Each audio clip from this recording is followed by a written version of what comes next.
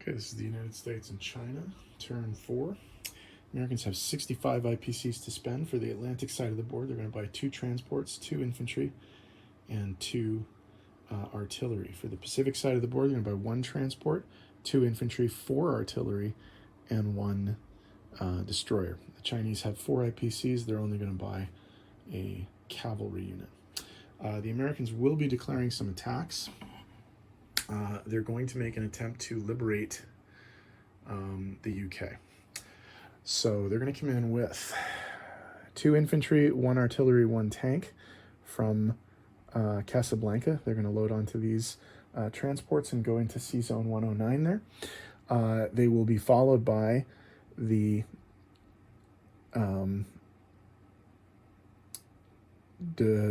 cruiser and the battleship, along with the destroyer, just in case the Germans decide to scramble. The planes from the carrier will be participating in the UK assault, and the bomber. I completely forgot there was supposed to be a bomber there, so I actually just added it. It hasn't been used throughout the game, but there was supposed to be a bomber in the United States at one point. So it is going to fly the 6 spaces over to the UK and then land in Scotland. Okay, on the Pacific side of the board, there are some naval battles to be fought here. The 2 American units in Sea Zone 54, the submarine and the destroyer, will be taking out, the sub will take out the Sea Zone 41 transport, and the destroyer will take out the Sea Zone 37 transport. As well, the 3 fighters and the tactical bomber from the 2 carriers in the Sea Zone 26 will be hitting the destroyer in Sea Zone 16. So let's roll some dice. Sea Zone 41, this is an auto kill. The SS-237 Trigger is going to sink the Japanese transport ship, the Iwata Maru.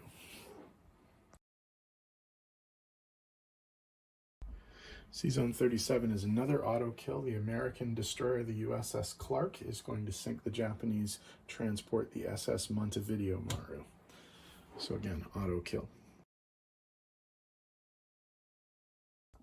Okay, for the attack on Sea Zone 16, the Japanese destroyer Natsuzuki is being attacked by a fighter and a tactical bomber from the USS Saratoga, and 2 fighters from the USS Lexington. The attack bomber is going to attempt a target select, and it misses. So the 3 fighters are going to come in, and they hit. But the destroyer will get a chance to defend, and it hits. So one of the fighters is downed.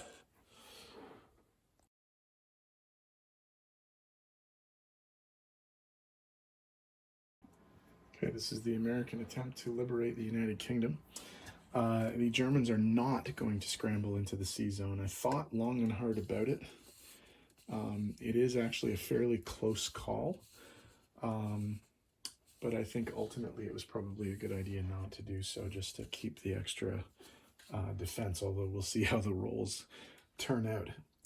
So because there is no scramble, the cruiser, the USS Wichita, is going to get a chance to do an offshore shot. There are 2 fighters from the USS Wasp aircraft carrier, and the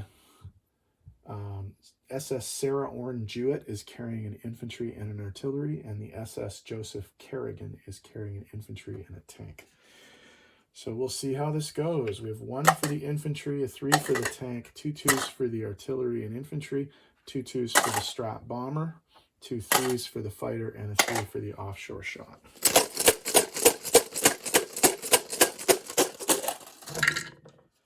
Two, 4, 5. 5 hits. So that's 2, 4, 5. That's about as good a first roll as we probably could have expected.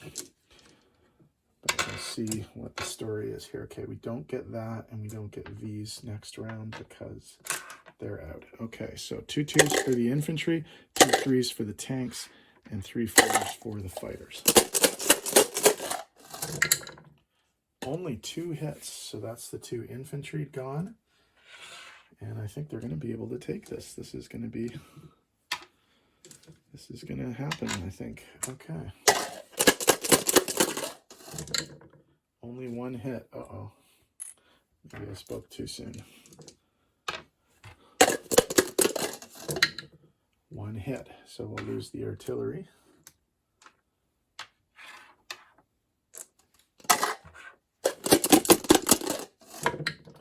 Two hits, so that's it. But they do get to shoot back. And they're going to kill a plane. So a fighter plane will be downed. But the Americans do liberate the UK and put the British basically back in the game.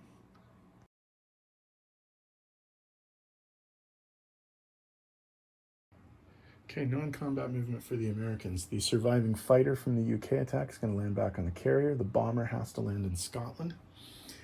And then over here in the Atlantic, oh, by the way, obviously the American tech is improved transport, so they can fit 3 units, 1 infantry plus 2 other units on each transport. So they're going to transport 6 units, 3 infantry, 2 artillery, and a mech from the eastern United States to well, actually, one is going to offload in Casablanca. The other one is going to offload in Gibraltar. Okay. What else? Oh, on the Pacific side of the board, we do have some movement as well. The entire naval contingent around Hawaii is going to move to the sea zone around Midway, sea zone 25, with the exception of a single transport, which will head back to sea zone 10. The 3 transports will be loaded up with the 9 units that were on Hawaii and move to Midway instead. The fighter on Hawaii will land in the sea zone 25 and land on the carrier that's coming in from sea zone 10. All of the planes from the sea zone 16 attack will land back on the carriers, and there will be an infantry, a mech, and an anti-aircraft loaded up onto the transport and brought to Midway. So everything will congregate here. So that is the American non-combat turn. Obviously, China has no movement because they don't have any units on the board, but we'll see what they do when they place their 1 cavalry unit in a sec. Okay, placement of new units. The 2 new transports are going into Sea Zone 101. The 2 new artillery are going into eastern United States, and the 2 new infantry are going into eastern United States. The Chinese